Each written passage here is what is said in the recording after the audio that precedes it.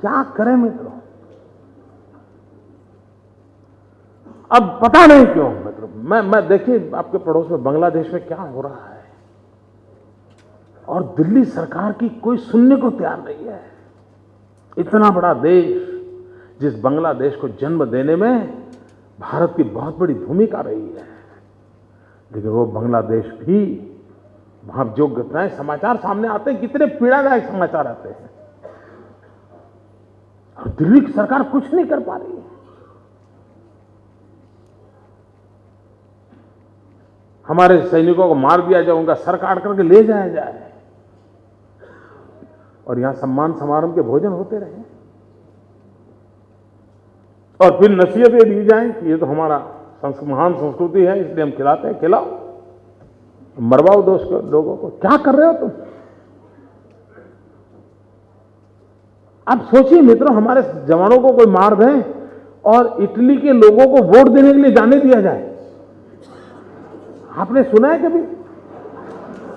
साहब, हमारे देश का अच्छा सा व्यक्ति उसके मां की फ्यूनरल में नहीं जाने देते। मां की फ्यूनरल में अगर वो केस चल रहा है, वो अदालत में, जेल में पड़ा है, अभी तो गुनाह साबित नहीं हुआ है, सजा नहीं हुई है, और मां मर गई है, उसके फ्यूनरल में जाना है तो जाने नहीं देते। और अब इनको भाईजान नहीं हो आइए, वोट दे के आइए।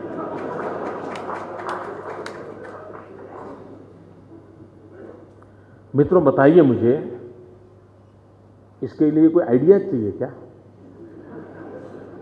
मुझे बताइए, इसके लिए कोई बजट चाहिए क्या? इटली में हमारी जो बेइज्जती हुई, कि बजट चाहिए क्या? आप सोचिए मित्रों, मैं यहां आया हूं और खड़े होकर के मैं कागज लेकर के, कल जो महिलाओं के कार्यक्रम में मैं गया था, वो भाषण आज पढ़ लूं तो आप क्या करोगे? तो आपके मन में सवाल उठेगा कि मोदी जी को क्या हुआ, चश्मे में गड़बड़ है क्या? इतने पुरुष बैठे हो रहे, महिलाओं का भाषण जा रहा है, होगा कि नहीं होगा? मित्रों, इस देश के विदेश मंत्री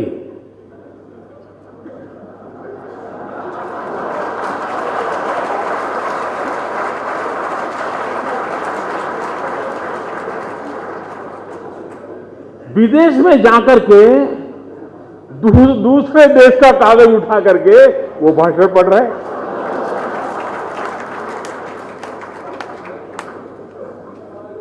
अब मुझे बताइए, इसके लिए बजट प्रॉब्लम था क्या?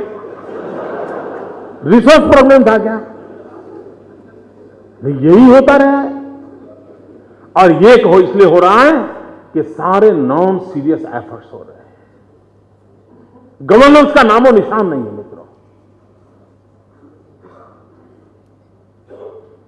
हर किसी को व्यवस्था चाहिए मित्रों,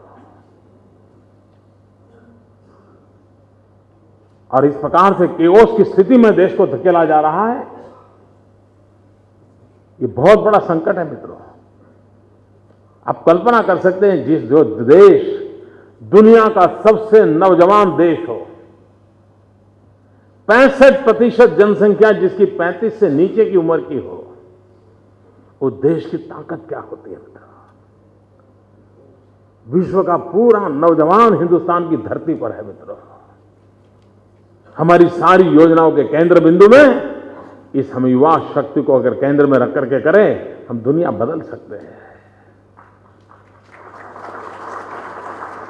विवेकानंद जी का 150वां वर्ष देश मना रहा है, और 150वीं जयंती मना रहे हैं। तब स्वामी विवेकानंद जी ने जो सपना देखा था, जीवन के अंतकाल में विवेकानंद जी ने कहा था कि मैं मेरी आंखों के सामने देख रहा हूं, मेरी भारत माता जगत गुरु के स्थान पर विराजमान है, और वो दिन आएगा जब मेरी भारत माता जगत गुरु के स्थान पर विराजमान होगी। नौजवान ये करके दिखाएंगे। आज वो अवसर आया है, आज वो अवसर आया है, और हम सबका संकल्प रहना चाहिए। ये अवस्था बदलनी चाहिए। और मित्रों, मैं गुजरात एक्सपीरियंस से कहता हूं, ये सब कुछ बदला जा सकता है। सामान्य मानवी के जीवन में संतोष लाया जा सकता है। हिंदुस्तान के हर नागरिक को विकास की यात्रा में हिस्सेदार बनाया जा सकता है। हर एक के अंदर देश को आगे ले जाने का सपना बोया जा सकता है। लेकिन हमारे भीतर अगर सामर्थ्य हो तो हम स्थितियां बदल सकते हैं। भाइयों बहनों, इस बंगाल की भूमि में बहुत ताकत है। मैं आज कोलकाता की इस धरती पर से पूरे बंगाल को प्रार्थना करता हूं, कहिए, आपने 18वीं शताब्दी में हिंदुस्तान का नेतृत्व किया है, आपने 19वीं शताब्दी में देश का मार्गदर्शन किया है, आपने 20वीं शताब्दी में संघर्ष झेल करके भारत को मदद की है। बंगाल के मार्गदर्शन के बिना, बंगाल की ताकत के बिना बहुत कुछ अधूरा रह जाएगा। आइए हम सब मिलकर के उन भारत के सभी नागरिकों के सपनों को पूरा करने का प्रयास करें। मुझे आप सबके बीच आने का अवसर मिला, मैं आपका बहुत बहुत आभारी हूं। मैंने ज़्यादा ही समय कुछ ले लिया है, और भी ले सकते हैं। ये आपकी मीटिंग में भोजन नहीं है, हैं? महत्वपूर्ण नहीं है, भोजन है। होगा होगा। बहुत बहुत धन्यवाद मित्रों, थैंक यू।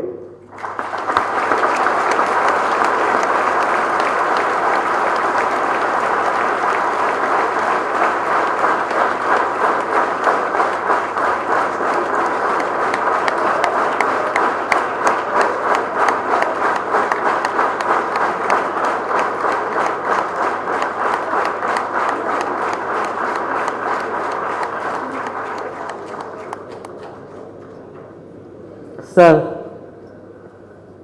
कलकत्ता को काफ़ी समय से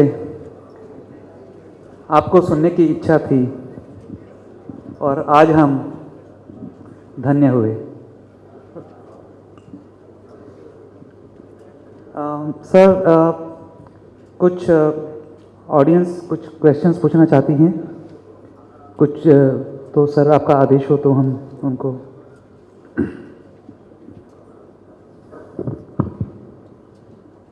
May I request Mr. Rupen Roy?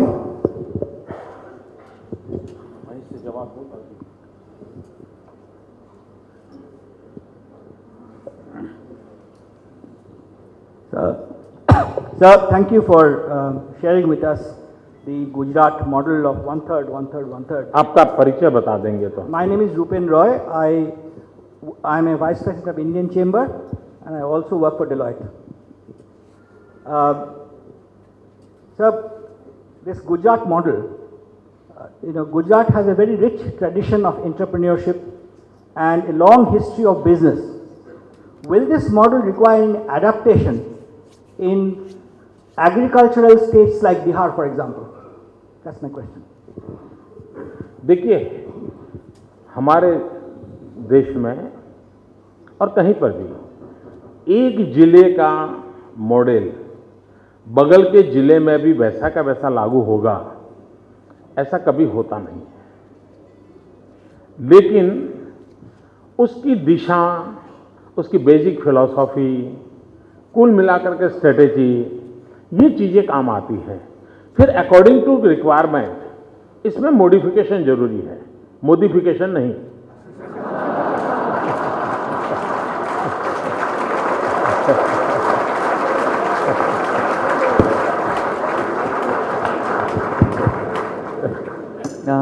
आशीष झुंझुनवाला। आदरणीय मुख्यमंत्री जी, मेरा नाम आशीष झुंझुनवाला, मैं स्टील इंडस्ट्री में इंटरेस्ट रखता हूँ। मेरा आपसे प्रश्न था, जो मेन सब्जेक्ट थोड़ा हट के है, क्योंकि मेरी ये सोच है कि आने वाले वक्त में आपका रोल सिर्फ गुजरात में नहीं पूरे देश में रहेगा। हालांकि इसका आप कुछ संक्षेप में जिक्र किए थे अपने स्पीच में। आपकी विदेश नीति पे आपकी क्या सोच है? अपना देश अपने जितने सारे पड़ोसी देशों से वर्चुअली झगड़ रहा है, तो उसमें अगर आप कुछ चर्चा करें। धन्यवाद। किसी भी देश की विदेश नीति का मुख्य बिंदु यही होता है, अपने देश का इंटरेस्ट। हमारे देश का इंटरेस्ट सुप्रीम, इसके आधार पर सारी बातें होती हैं। अब विदेश नीति में भी एक बहुत बड़ा बदलाव आया है।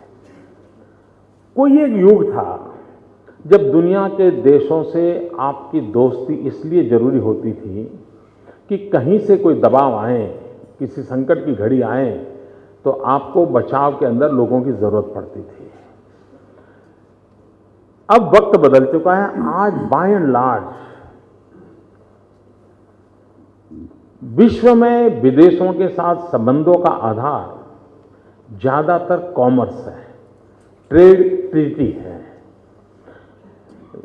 ग्लोबल इकोनॉमी का जमाना है, तो ज्यादातर संबंधों का जुड़ना आप कितना अपना प्रोडक्ट एक्सपोर्ट करते हैं, आप अपना माल कितना बाहर भेजते हैं, उस पर है। और इसलिए सारे संबंधों के केंद्र बिंदु में ये एक महत्वपूर्ण विषय है। दूसरा, भारत ने अब तक क्या किया है, जितने जूथ बनते हैं उसमें हम एक छोटे से सिपाही होते हैं, हम कभी लीड नहीं करते हैं। अब जैसे सार्क देशों का समूह है, सार्क देश में हम सब, हमारे पड़ोस के सारे देश हैं, बिल्कुल हमसे सटे हुए हैं, और सबसे बड़ा देश हिंदुस्तान है। लेकिन क्या कभी हमने सार्क देशों की शक्ति का एहसास किया? सार्क देशों में हिंदुस्तान का कोई रुतबा है, ये माहौल देखा? नहीं देखा। उसका कारण क्या है? क्या कारण है कि हमारे पड़ोस के छोटे छोटे देश होने के बावजूद भी हम उनका भी नेतृत्व नहीं कर पा रहे हैं। और इसलिए हमारी नीतिगत में इन चीजों की प्रायोरिटी बनती है। तो मैं समझता हूं कि हम धीरे धीरे करके, जैसे यूरोपियन यूनियन का एक अपना बना है, तो मैंने एक दिन प्रधानमंत्री से लिखा था, हमने कहा कि सोलर एनर्जी का युग आ रहा है, एनवायरमेंट टेक्नोलॉजी प्रीडोमिनेंट मैदान में आने वाली है। तो मैंने कहा आपने एक इनिशिएटिव लेना चाहिए और दुनिया में वो देश जहां पर सूरज ज्यादा तपता है, सूरज का प्रकाश ज्यादा मिलता है, ऐसे सूर्यपुत्र जो देश हैं उनके एक समूह बनाना चाहिए और भारत में उसका नेतृत्व करना चाहिए। और एक सन मूवमेंट, SUN सन मूवमेंट हमने खड़ा करना चाहिए और एक कॉर्पस फंड बनाना चाहिए। कॉर्पस फंड बना करके सोलार एनर्जी कैसे सस्ती हो, सोलार एनर्जी का जीवन के किन किन क्षेत्रों में उपयोग हो, उसका इनिशिएटिव। जैसे कई G8 समूह हैं, अपर कंट्रीज हैं, कई समूह हैं, एक और समूह हम बनाए तो हम लीड करेंगे। तो इस प्रकार से हमारा कोई प्रोएक्टिव रोल नहीं नजर आ रहा है। अगर हमारा प्रोएक्टिव रोल नजर आता है तो शायद परिणाम मिल सकता है। दूसरा, इटली जैसा देश भी पता नहीं कैसे हम लोगों को डरा रहा है, सुप्रीम कोर्ट तक को इन्वॉल्व होना पड़ा जी, जबकि ये डिप्लोमेटिक विषय था, सुप्रीम कोर्ट तक को इन्वॉल्व होना पड़ा। तो ये कोई देश को शोभा नहीं देता है। और उसका मूल कारण क्या, जैसा अभी मैंने वर्णन किया ना, अगर आप किसी दूसरे का भाषण पढ़ोगे तो दुनिया हंसती है भाई, और उसी के कारण हमारी ये सब गिरावट आई है। और उसमें हम एक दमखम के साथ खड़े रहे, हम स्थितियों को बदल सकते हैं। राइट।